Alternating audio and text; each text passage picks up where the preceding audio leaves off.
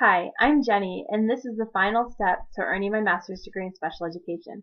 The slideshow contains artifacts that will be placed in my portfolio.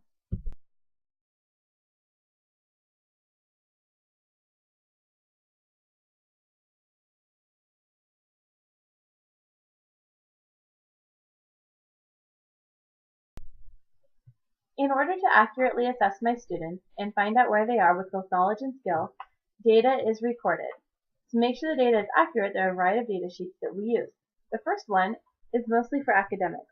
This is done in a discrete trial environment since students with autism need repetition and lots of practice. It scores each trial, so it is easy to go back and to see where they had trouble with and where they learned the skill easily. Another data sheet that is often used with my students will help them regulate their emotions. This data sheet will let me know if they spend a lot of the time frustrated or if they're calm. And it lets them also problem solve how to stay calm and happy at school. There are also data sheets that we have used for routines, such as arrival and even simple art activities.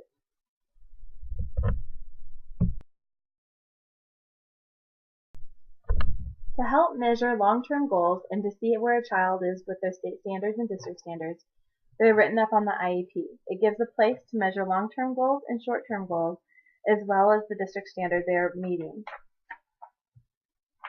A lot of the students are off by grade level, so it's traced back to where they are now, and then we look up ahead to see which grade level one it is applicable to. So even though this third grade student is only working on identifying letters, the state goal or the district standard would be closer to a reading goal.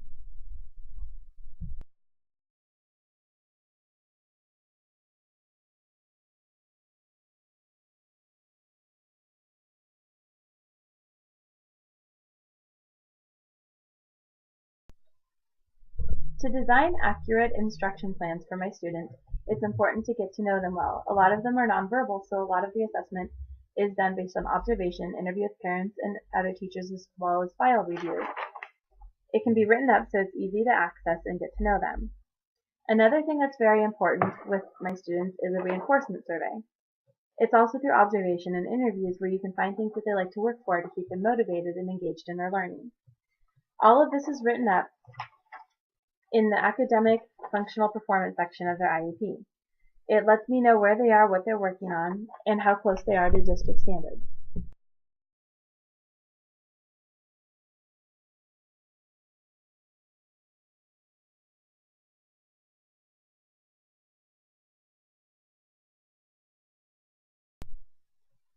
Students with autism need very specific boundaries and know exactly where they're going to go during their day to make them comfortable and in the best place for them to learn.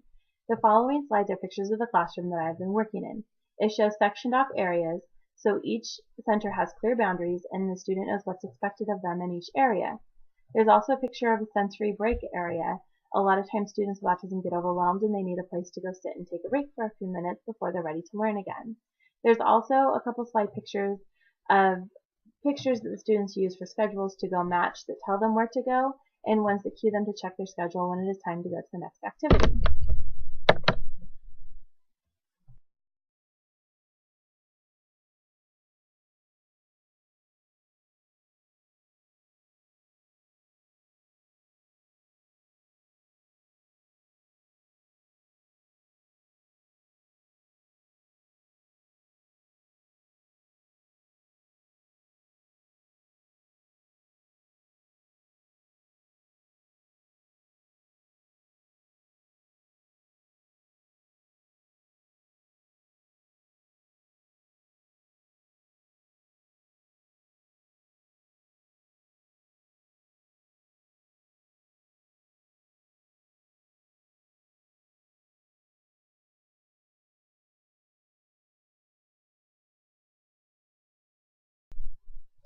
Over my past few years at Concordia and throughout my experiences in the school district, I've been exposed to many research-based curriculums.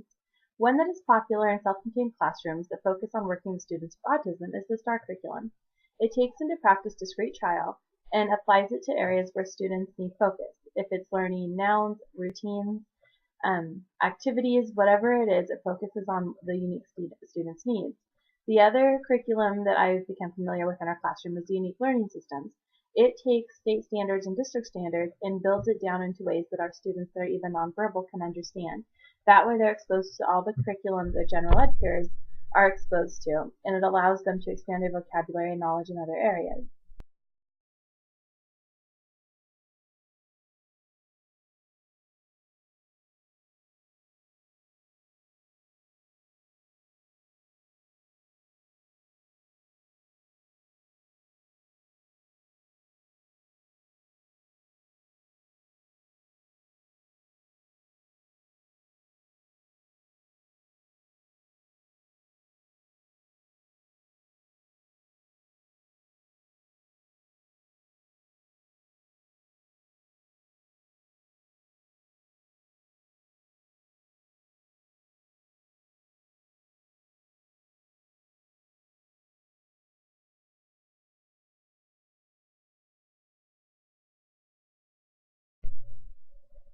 I've worked as an assistant for over 15 years. I've been exposed to many different families, many different types of communication, all sorts of personalities, and what I found best for communicating with parents is just to ask them what they prefer.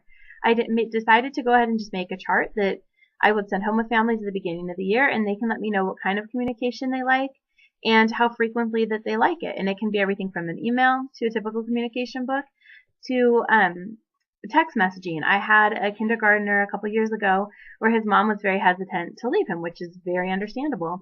And so she had stayed around for his whole days for a couple weeks, and we were trying to get her to back away. And one of the ways that we did this was she wanted us to text her in a couple hours and let her know how her son was doing. So with that communication, she was able to continue on with her day, and it allowed him to be more independent at school. Some parents love that and want as much contact as possible, and some prefer just, let me know if there's a problem.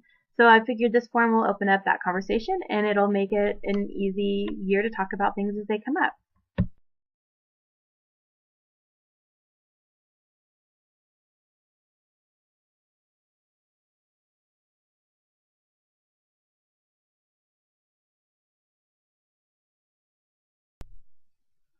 Because our students' needs change and grow so frequently, it's important to have lots of informal meetings with the staff involved working with the student. To have team meetings once a week and bigger team meetings every other week with more staff is very important to see what everybody is seeing with each student. Some adults notice different things either because of the environment or because of the specialty they're working on with them. It's very important to take notes and coordinate that so the best plan can be made for the child.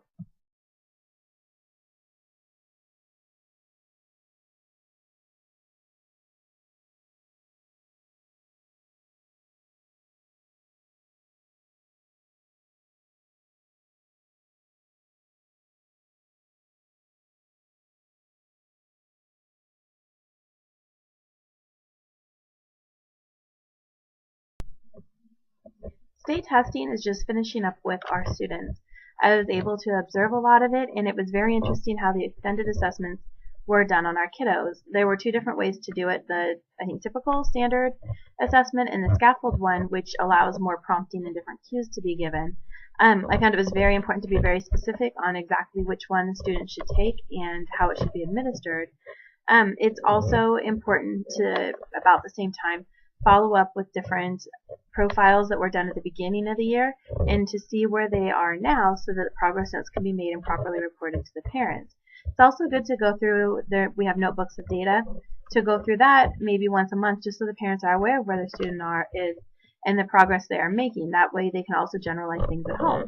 If the students are working on identifying colors, for example, the parents can then point out colors and different things as they go through their day-to-day stuff so the student is more aware of their environment.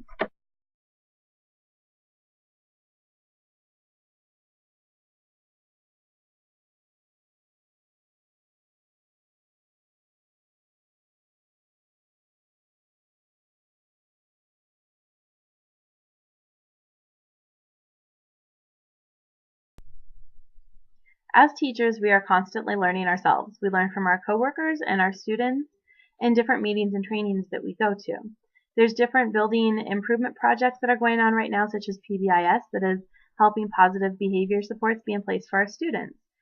There's different site council meetings that focus on the structure and other things of the school.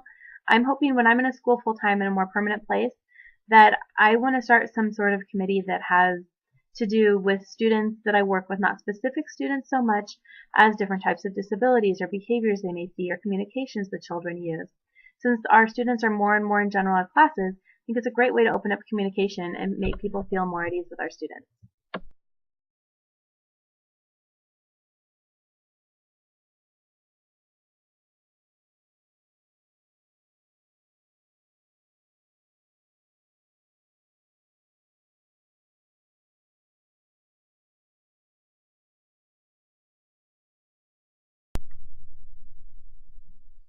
I've been able to participate in and watch the PBI's program grow over the last few years through our school district. I started watching it maybe almost 5 years ago, and we were one of the pilot schools for the program in our district. So it's been great to watch it start with a few schools going through almost the whole district, and the consistency. I've moved between building to building, and it's just been great to know the expectations for the students are all the same. This came through lots of research, so I think it's important to keep up on research and see what's out there. I found Google Scholar is a great tool to access journals and articles with peer reviews and see what everyone else is using and the research behind it that shows it'll be effective for students.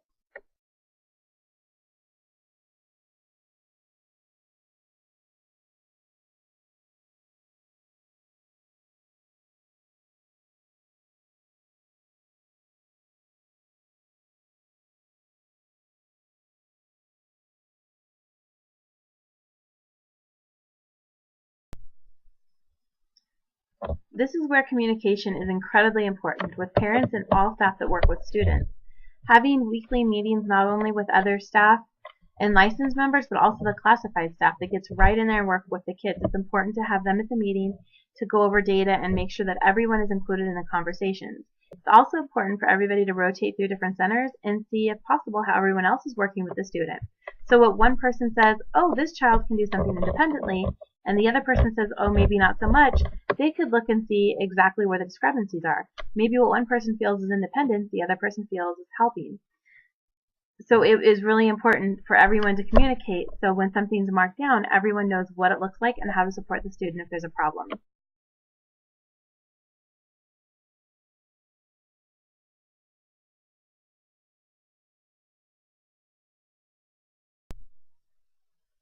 And that has been the bulk of what I have learned from the journey, with the exception of experiences and students that I will never forget.